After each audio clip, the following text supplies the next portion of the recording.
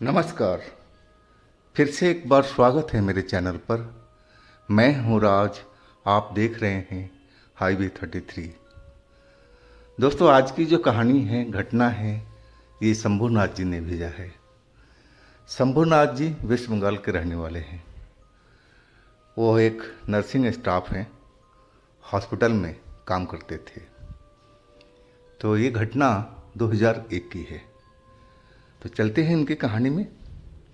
लेकिन दोस्तों, आपने मेरे चैनल को सब्सक्राइब नहीं किया है तो जल्दी से कर लीजिए और साथ में बेल आइकन को दबाना ना भूलिएगा। तो चलते हैं आज की कहानी में। दोस्तों, मेरा नाम शंभुनाथ है। मैं एक हॉस्पिटल में नर्सिंग स्टाफ था, लोगों की सेवा करता था। मेरा जो वहाँ से घर था, वहाँ से करीब 5 किलोमीटर की दूरी पर था किराए का घर। और मेरे पास में एक बाइक थी। उसी बाइक से मैं अपने ड्यूटी आता था, जाता था। कभी ड्यूटी हमारी दिन की होती थी, कभी दोपहर की, कभी रात की। ड्यूटी का टाइम बदलता रहता था। लेकिन उस दिन जो ड्यूटी थी वैसे तो दिन की थी, लेकिन कुछ इमरजेंसी केस आ गए थे और उसमें हम लोग लगे हुए थे। तो जब हम हॉस्पिटल से निकले थे तो रात के करीब 11 बज चुका था। अब मुझे अपने घर पर जाना था। मेरी घर पर पत्नी इंतज़ार कर रही होगी और मैं अपनी बाइक उठा करके रोज़ की तरह चल दिया था। हालांकि वो रात कुछ ज़्यादा ही अंधेरी थी। अब मैं अपने रास्ते पे चलता हुआ आगे निकलने लगा था। मेरे रास्ते में एक जगह पर रेलवे की पटरी आती थी। कभी कभी वो फाटक तो बंद रहता था और कभी कभी खुला मिलता था। जब फाटक बंद होता था तो हमें रुकना पड़ता था, नहीं तो मैं तो सीधा ही पार कर जाता था। और उस दिन फाटक मुझे खुला ही मिला था। अब मैं रोड पटरी पार करने लगा था। अनायास मेरी आदत थी कि मैं दोनों साइड में देखता था कि कोई ट्रेन तो नहीं आ रही है। एक आदत थी रेलवे को पार करते टाइम। मैं बाएं साइड देखा और फिर दाएं साइड देखा। दाएं साइड में जहाँ मेरी बाइक चल रही थी धीरे धीरे, और दाएं साइड में देखा कि पटरी पर कुछ गतिविधि चल रही थी। वहाँ पे एक औरत मुझे बैठी हुई दिखाई पड़ी थी और वहाँ पर कुछ जानवरों की लाशें भी पड़ी हुई थी। शायद किसी ट्रेन से कट गए होंगे। लेकिन ये औरत उन लाशों के पास में क्या कर रही है? अब मुझे कुछ अलग सा लगा। यानी कि हो सकता है, मन में अपना ख्याल किया कि हो सकता है ये जानवर इसी के हो। लेकिन ट्रेन का कोई भरोसा नहीं कब आ जाए, तो ये औरत तो खतरे में है। मैं अपना बाइक रोक करके दूसरी साइड में वापस आ चुका था ताकि उस औरत को मैं सतर्क कर सकूं। है कि इस रूट पर ट्रेन काफ़ी तेज़ी से निकलती रहती थी, मिनटों और 10 मिनट में। अब मैं पटरी पर चलता हुआ उस जगह पहुंच गया था। वहाँ पर जाकर देखा तो कुछ छोटे जानवर, भेड़ बकरी टाइप के कटे हुए दिखाई पड़ रहे थे। और वो औरत का मुंह दूसरी साइड में था और वो पता नहीं उन जानवरों के साथ में क्या कर रही थी, उनकी डेड बॉडी के साथ में। मैं बोला उस औरत से, बहन जी, आप इस पटरी पर क्या कर रही हो? यहाँ तो ट्रेन कभी भी आ सकती है। आप यहाँ से उठ जाओ, नहीं तो आपकी जान का खतरा हो सकता है। ये जानवर की तरह आप भी कट सकती हैं। और तभी वो औरत हमारी तरफ मुड़ करके देखी। मैं उसका शक्ल देखा तो उसका चेहरा तो खून से सना हुआ था। वो उन्हीं जानवरों को मांस को खा रही थी, चबा चबा करके। पूरा चेहरा खून से सना हुआ था। वो मरे हुए जानवर की लाश को खा रही थी और वो एक तक अपनी मोटी मोटी बड़ी बड़ी आंखों से मेरी तरफ देखने लगी और एक झटके से उठ करके अब खड़ी हो गई थी और मेरी तरफ बढ़ने लगी। अब तो जैसे मैं एकदम उसको देख करके डर सा गया था कि औरत आदमखोर है, ये जानवरों के मांस को खा रही है, कौन है ये। मैंने भूत प्रेत का कभी कल्पना तक नहीं किया था कि ऐसा भूत प्रेत भी होते हैं। और औरत हमारे पास में बिल्कुल करीब में आ गई थी। तब मैंने उसको ध्यान से देखा तो उसका जो चेहरा था वो आम इंसान की तरह मुझे नहीं लग रहा था, आम औरत की तरह नहीं दिख रही थी। उसकी बहुत मोटी मोटी आंखें थी जो बाहर की साइड में फैली हुई थी, कहा जाए तो हमें लटकी हुई दिखाई पड़ रही थी। और चेहरा भी था, उसके जो मुंह था वो कुछ ज़्यादा ही बड़ा साइज में दिखाई पड़ रहा था। अब मैं वो सब चीज़ें देख करके एकदम डर सा गया था। मैं समझ नहीं पाया कि ये क्या चीज़ है, इंसान है, कोई राक्षस राक्षसनी है, क्या है, मुझे समझ में नहीं आ रहा था। और तब तक तो वो जो औरत थी बोली, तू यहाँ क्या कर रहा है। सीधी भाषा में बोली, तू यहाँ क्या कर रहा है, क्यों यहाँ पर आया था मेरे पास में। अब तो जैसे मैं उसकी आवाज़ सुन करके डर से कांपने लगा था। आवाज़ उसकी ऐसी थी जैसे फटे हुए बांस की तरह, बहुत ही बेरुखा और बेसुरी आवाज़ थी, कर्कश आवाज़ हम उसको बोल सकते हैं। अब तो नहीं बचेगा, वो अपनी भारी कर्कश आवाज़ में बोलने लगी। अब तो नहीं बचने वाला, अब मैं तेरे को ही खा जाऊंगी। अब मेरा उसने हाथ पकड़ लिया और उस रेलवे लाइन के साइड में खींच कर ले जाने लगी। अब मैं जादू सा उसके हाथ साथ में चलने लगा था। मेरे मुंह से कोई भी आवाज़ अब नहीं निकल रही थी, जैसे मेरा मुंह एकदम बंद हो चुका हो। अब मैं उसके साथ पीछे पीछे चल पड़ा था, वो जानवरों की लाश को पार करती हुई और आगे की साइड में जहाँ घनी झाड़ियाँ थी रेलवे लाइन के पास में, वहाँ पर लेकर के अब मुझे पहुँच गई थी। और मुझे एक जगह पर उसने धकेल दिया और मैं नीचे गिर पड़ा था। अब वो अपने रूप में एकदम नजर आने लगी थी। अब जो औरत वाला उसका रूप था वो बदल चुका था। अब तो पूरी तरह से वो एकदम काला, अब सर से पैर तक बिल्कुल काला ही नजर आ रही थी। हाँ, उसके बाल जरूर थे, लेकिन चेहरा बिल्कुल पूरी तरह से एकदम काला काला सा दिखाई पड़ रहा था, जैसे कुलातर में उसको डुबा दिया गया हो और वो कुलातर से नहा कर निकली हो, ऐसा उसका शरीर हमें दिख रहा था। अब मैं तो बस उसके जादू में था या मैं बिल्कुल शांत हो चुका था। लेकिन अंदर से जो मेरा मन था वो डरा हुआ था और मैं भगवान से प्रार्थना कर रहा था कि प्रभु हमारी रक्षा करो, हमारी रक्षा करो। और जैसे ही औरत अपने तेज नाखून मेरी गर्दन पर लगाने लगी थी, तभी एक टॉर्च की रोशनी हमारी तरफ आ करके पड़ी और कड़कती हुई आवाज़ सुनाई पड़ी, कौन हो तुम लोग, तुम कौन हो। अब जैसे ही आवाज़ वो आई, वो जो औरत थी जो काले रंग की हो गई थी, अब वो गायब हो चुकी थी। अब मैं जब औरत को गायब होते ही अब जैसे मेरे सांस लौट गया हो, मैं अपना होश वापस आ गया हो, ऐसा मेरे साथ में हुआ था। अब मैं जल्दी से उठ करके खड़ा हो गया, देखा तो दो सरकारी आदमी, शायद वो रेलवे की लाइन की वो निरीक्षण करते हुए चले जा रहे थे। और वही थे वो जो अपना टॉर्च हमारी तरफ किए थे। और हमारे पास में आकर के बोला, तुम यहाँ पर क्या कर रहे हो, इस जगह पर तुम क्यों लेटे हुए थे। अब मैं बोलने लगा कि भाई साहब, हमारे साथ में ऐसी ऐसी घटना हुई है।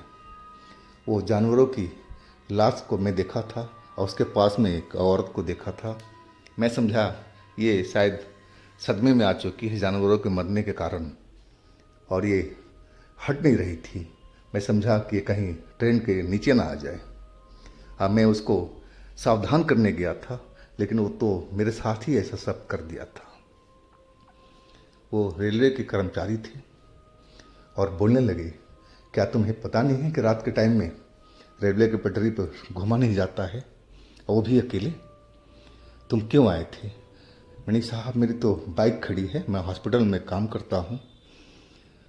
और तब जाकर के उनको विश्वास हुआ था कि मैं एक जेन्युइन आदमी हूँ, और मुझे धमकाते हुए बोले कि तुम यहाँ से जल्दी से अपने घर जाओ, बाइक उठाओ और जल्दी से घर जाओ।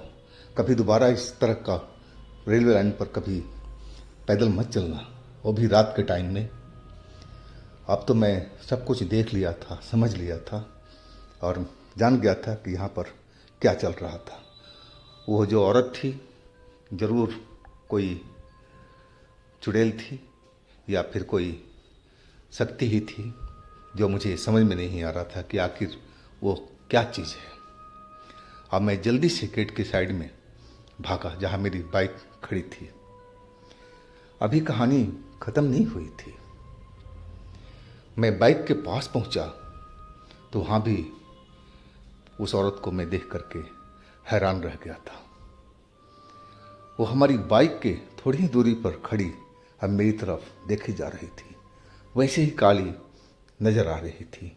अब जो उसकी आंखें थी वो लाल लाल से मुझे नज़र आ रहे थे। वो लगातार मेरी तरफ देखती हुई जा रही थी। अब तो जैसे मेरे प्राण सूख गए थे। अब मैं बाइक छोड़ कर के वापस अपने हॉस्पिटल के साइड में दौड़ पड़ा था, पैदल ही भागता जा रहा था। अब पीछे मुड़ करके देखता जा रहा था कि कहीं वो मेरे पीछे तो नहीं है, लेकिन मुझे वो पीछे नज़र नहीं आई थी। लेकिन हाँ, हवा में कुछ ऐसी आवाज़ आ रही थी कि शायद वो मेरे साथ साथ चल रही है। अब फिर मैं तो अपने हॉस्पिटल पर ही जा कर के दम लिया था। मैं गेट पर पहुंच गया था। सिक्योरिटी वाले ने बोला, साहब क्या हुआ आपके साथ में, अभी तो आप बाइक से लेके गए थे और पैदल आ रहे हो। मैं तो कुछ पल तो उनसे बोल ही नहीं पाया था कि भाई मेरे साथ में क्या क्या हुआ है। अब फिर जब सांस को नियंत्रण किया तब मैं बताना शुरू कर दिया कि भाई देखो, मेरे साथ में ऐसी ऐसी घटना हुई है। वो जो गार्ड थे वो भी कहने लगे कि आपको उस रेल पटरी पर जाने की क्या ज़रूरत थी। जैसे आप रोज़ घर निकलते थे, आप घर निकल जाते। दाएं बाएं आपको देखने की जाने की ज़रूरत क्या थी। उस रेल की पटरी पर काफ़ी एक्सीडेंट होता है, और ज़रूर कोई वैसी ही आत्मा थी जो उस जगह पर उसका एक्सीडेंट हुआ होगा, कट के मरी होगी और वो चुड़ैल बन चुकी है। साहब आगे से ऐसी गलती मत किया करना। अब तो मेरी बात समझ में आ चुकी थी, लेकिन मेरी हिम्मत नहीं हो रही थी कि मैं उस जगह पर जाऊं अपनी बाइक लेने के लिए। अब मैं उनसे मदद मांगा कि भाई आप लोग चलो और हमें घर तक पहुंचाने में मदद करो। उन्होंने हॉस्पिटल से इजाज़त लेकर के तब एक गार्ड मेरे साथ में चला था। मैं जब उस जगह पर पहुंचा तो मेरी जो बाइक थी जो खड़ी थी स्टैंड पर, वो गिरी हुई थी। आसपास में अब ऐसा वो औरत कहीं दिखाई नहीं पड़ रही थी, लेकिन पेड़ जो थे वो तेज तेज हिल रहे थे बिना हवा के। और गार्ड बोलने लगा। वो गार्ड भगवान का एक तरह से पूजा पाठ किया करता था, भगवान को मानता था और कुछ वो मंत्र का ज्ञानी भी था। वो बोलने लगा कि देखो सर, यहाँ पर अभी भी माहौल वैसा ही है, आप देरी मत करो, आप अपने बाइक पर बैठो और निकलो घर को। और वो बाइक खड़ा करने में मेरी मदद किया। हम दोनों ने मिलकर के अब बाइक को खड़ा किया और स्टार्ट करने में भी टाइम लगा था, लेकिन स्टार्ट तो हो चुका था। अब मैं बाइक पर अब सवार था। वो गार्ड बोलने लगा कि साहब आप निकलो। जैसे ही मैं निकलने लगा था और ऐसे लगा कि मेरे बाइक के पीछे कोई बैठ गया है। मैं एकदम घबरा गया था। पीछे मुड़कर देखा तो मुझे कोई नज़र नहीं आ रहा था। सीट बिल्कुल पीछे की खाली थी, लेकिन मुझे अनुभव था कि मेरे पीछे में कोई बैठा हुआ ऐसा महसूस हो रहा था, और बाइक का वजन से भी। लेकिन मैं अब रुकना नहीं चाह रहा था उस जगह पर। अब बाइक जो थी मैं तेज़ी से आगे की तरफ बढ़ा रहा था, और तभी लगा कि जैसे कोई मेरी गर्दन पर अपना हाथ रख दिया है। अब तो जैसे मेरी हालत ख़राब हो चुकी थी। लेकिन सामने ही एक मंदिर था रोड साइड पर। अब मैं सीधा बाइक ले जा कर के उस मंदिर पर रोक दिया था। वो मंदिर माँ काली का था। अब जैसे ही मैं बाइक वहाँ पर रुका था, वो मेरी गर्दन से वो हाथ जो महसूस हो रहा था वो हट चुका था। और अब बाइक भी जो हमारे पीछे महसूस हो रहा था कोई बैठा है, वो नहीं था। लेकिन अब मेरी हिम्मत नहीं थी कि मैं आगे की तरफ जाऊं। अब मैं बाइक अपना खड़ा करके और उस मंदिर के चौखट पर बैठ गया था। अब मैं समझ चुका था कि हमारी रक्षा माता काली ही कर सकती है, और मैं इस टाइम आगे की तरफ निकला तो मुझ पर खतरा ज़रूर हो सकता है। और वही मैंने किया। सारी रात हमने मंदिर के चौखट पर ही गुजार दिया था, और जब सुबह हुई तब मैंने उस जगह से अपने घर की तरफ चला था। घर पहुंचा तो बीवी मेरी मिसेज रात भर इंतज़ार करती रह गई थी। बोली क्या हुआ, आप आए नहीं? अब मैं तब जा कर के सारी कहानी घटना उसको बताया था कि रात में मेरे साथ में क्या क्या हुआ था। वो भी माँ काली की पूजा किया करती थी, और वो बोलने लगी कि आपको उस औरत के पास जाने की ज़रूरत क्या थी। वो तो कोई आत्मा थी, कोई चुड़ैल थी, खतरनाक चीज़ थी। जाना ही नहीं चाहिए था आपको, और बोलना ही नहीं चाहिए था उससे। तभी आपने टोका है उसको खाते टाइम में, तब आप पर वो गुस्सा हुई है। उस टाइम में बिल्कुल आपको नज़दीक नहीं जाना चाहिए था। अब मेरी जो गलती थी, मैं समझ गया था कि मुझे नहीं जाना चाहिए था उस जगह पर जब वो मांस खा रही थी। उस घटना को तो मैं भूल नहीं पाता हूँ, हमेशा मेरे जहन में रहता ही है। लेकिन उस घटना के बाद में मैं 2 दिन तक अपनी ड्यूटी पर जा नहीं पाया था। बुखार शरीर में आ चुका था, लेकिन बस उतना ही भर था। उस औरत का साया, उस चुड़ैल का साया मेरे शरीर में नहीं आया था। 2 दिन के बाद मैं बिल्कुल स्वस्थ हो गया था और फिर अपनी ड्यूटी पर जाने लगा था। लेकिन मैं अब गांठ बांध लिया था कि मैं रात को जब लेट होगा तो मैं हॉस्पिटल में ही रुक जाऊंगा। मैं ऐसे कभी रेलवे लाइन को पार नहीं करूंगा। अब वही मैं काफ़ी सालों से तक करता रहा था। तो दोस्तों, ये थी शंभुनाथ जी की अपनी आप बीती। अगर आपके पास भी इस तरह के कोई अपनी आप बीती है, कोई घटना है, तो आप मुझे इंस्टाग्राम पर या मेरे व्हाट्सएप नंबर पर शेयर कीजिएगा। और मेरी दूसरे चैनल पर भी जाइए, उनमें भी अच्छी अच्छी कहानियाँ हमने डाली हुई है जो बेहद आपको पसंद आएगी। चैनल का लिंक मैं नीचे डिस्क्रिप्शन बॉक्स में दे रखा हूँ, तो एक बार आप लोग ज़रूर विजिट कीजिएगा, उन कहानियों का आनंद लीजिएगा। अब फिर हम मिलते हैं अगले दिन एक नई घटना, एक नई कहानी के साथ में। आप लोग अपना बहुत ही ख्याल रखिएगा। नमस्कार।